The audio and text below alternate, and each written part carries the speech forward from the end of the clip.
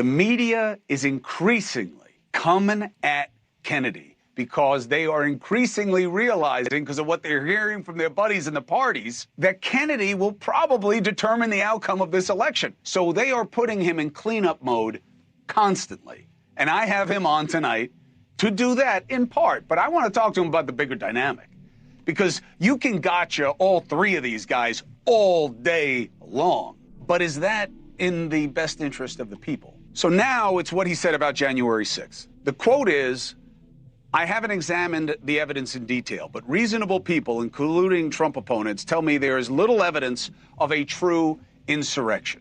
He also said that a widely debunked claim that participants in the January 6th riot carried no weapons.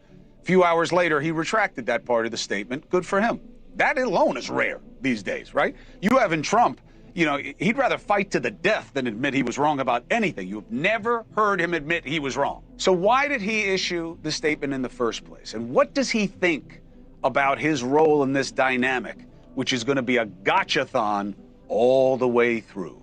Joining me now, Robert F. Kennedy, Jr. You talked about my, what I would say were unforced errors this weekend. We made a couple of mistakes. It started with a email that went out about January 6th from my campaign that did not reflect my views about January 6th. And then it was followed very quickly by a press release that had the factual error in it. And, all I can say that this is my responsibility. It's my campaign. We have a lot of hardworking people on the campaign, but we're all drinking from fire hoses. I think what is the general consensus about January 6th, that it was a traumatic day in our nation's history, that there were police who were beaten, who were assaulted, that there were congressional members who were threatened, that there were people who were intending to obstruct the peaceful transfer of power in this country, and that's not okay. And it's not okay even if you believe the election was stolen. I think it was a